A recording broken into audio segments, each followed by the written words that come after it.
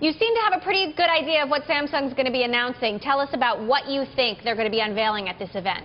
Well, Emily, I was back in Korea in March visiting with Samsung executives, and we talked a little bit about how they had originally put out the Galaxy S3 Mini when the Galaxy S3 came out a few years back, and they told me they would be doing the same thing for the Galaxy S4. So this will be a smaller version of their flagship smartphone. And just 2 months after, the flagship phone comes out, that seems fast. And it is fast, and that is one of Samsung's key advantages, is their ability to read the market and move a product into that market with extraordinary alacrity. This is a company that released the Galaxy S4 only 9 months after it had come out with the Galaxy S3, and only 2 months after that, now they're coming out with the Galaxy S4 Mini. I wrote about it earlier today on Businessweek.com. Samsung is almost becoming, industrially speaking, a real-time company. We've talked a lot about how Apple, which is, of course, Samsung's biggest rival, is not releasing any alternative screen sizes. They still have, just the iPhone 5 right now. What does this show about Samsung's strategy in general, that they are releasing this sort of family of Galaxy devices?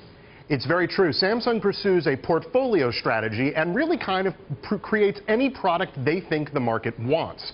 If there's a need for a smaller device, they'll make it. If there's a need for a larger device, we've seen that too from Samsung as well. Apple is more of a singular hero product, and it says, this is the new iPhone, this is the only phone that you need. We've already seen a little bit of wavering now, of course, with the development of something like the iPad mini, so it's possible that Apple's realizing that there are sort of different pegs for different holes.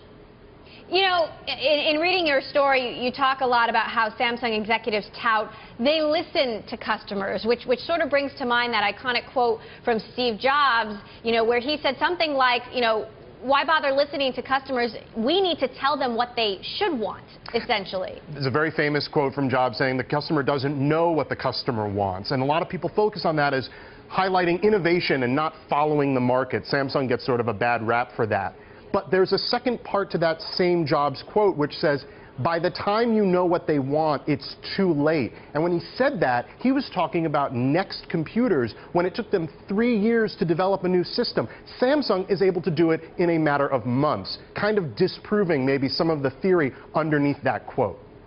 So Apple's Worldwide Developers Congress coming up in a couple of weeks. Does this put more pressure on Apple? This WWDC is going to probably be unlike any other when you consider the context that it's occurring within. You're looking at Apple having gone down a little bit in some J.D. Power customer surveys. You're seeing the rise of all these Android handsets. You're seeing the complete dominance of the Android ecosystem by Samsung, who's hoovering up 95% of the profits in that market alone. So Apple's going to probably have to do a little bit more singing for its supper than it used to do.